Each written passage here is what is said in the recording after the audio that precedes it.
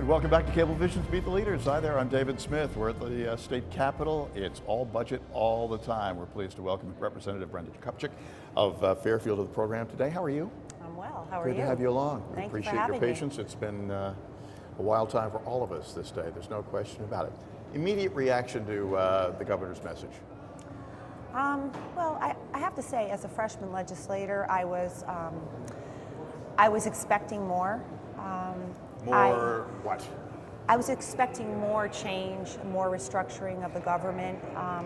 You know, as someone who's just like everybody else, realizing the challenges Connecticut's facing, I think most people thought that there was going to be some real serious restructuring of government, some sweeping changes in the way we do business. Do I read that as cuts?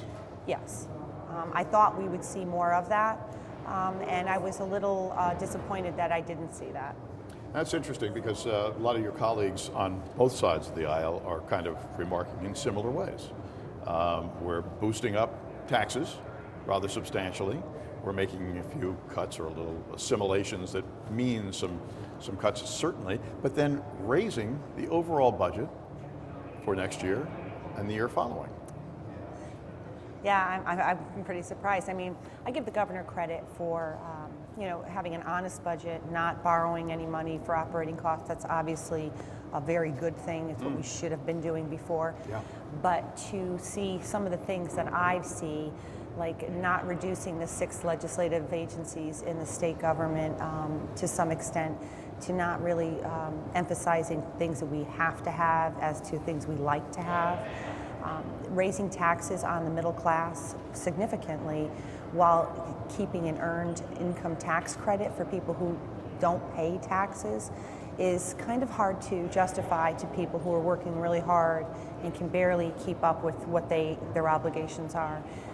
I think he's looking at something like a 10% tax increase on people making $70,000 and up. That's a real hit to the middle class of this state who are already really hurting. So I have to say I'm a little confused. I would have liked to see more consolidation of agencies, real consolidations. I realize he's doing that for $10 million savings, but in my thought process, when you consolidate agencies, you really consolidate them. You don't just put them together and call them something else, but you actually reduce the staff and the scope and the programs to enact real savings for the state. Because the proposal apparently means taking about 150 jobs off the ledger out of 45 or more thousand.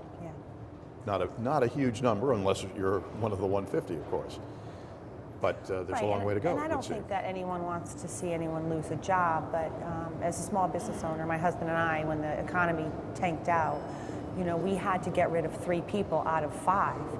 And so to me, that's a significant restructuring of a business. And that's face to face. That's people Those are to people that are like your family. Yeah. And, you know, if you have to make changes to stay afloat, you have to do it. So I'm a little confused, and I'm hoping that we can work together as a legislature to actually have some frank discussions about the changes I think we need to make.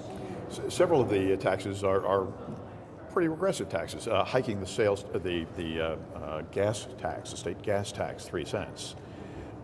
It makes us the highest state taxed gasoline state in the country. Apparently Connecticut's getting a lot of the, you know, bad sort of reputation, and here we go again with something else that makes us less competitive. I mean, we have the Citizens Election Program that was instituted 2 years ago that pays essentially for every legislator's campaign. It's a new thing. It's a significant amount of money.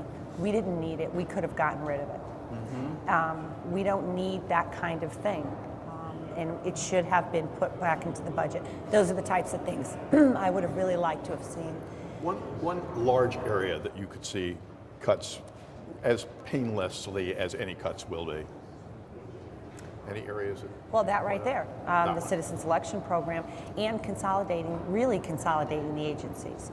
Riverview Hospital, I mean, we've talked about that, and you know, it's something like 65 patients that have 400 staff members who are working for 65 patients, when in the private sector we can cut that in half the cost for the state. We're going to watch with great interest your suggestions and others along the way, as all of our friends who watch this program are very concerned indeed. It affects us all very directly. Absolutely. Thank you so much for stopping by today. Thank you, David. Interesting times to come still in the state of Connecticut. We'll see more solutions, get you more ideas on what's going on about it on Meet the Leaders when we return. Stay with us.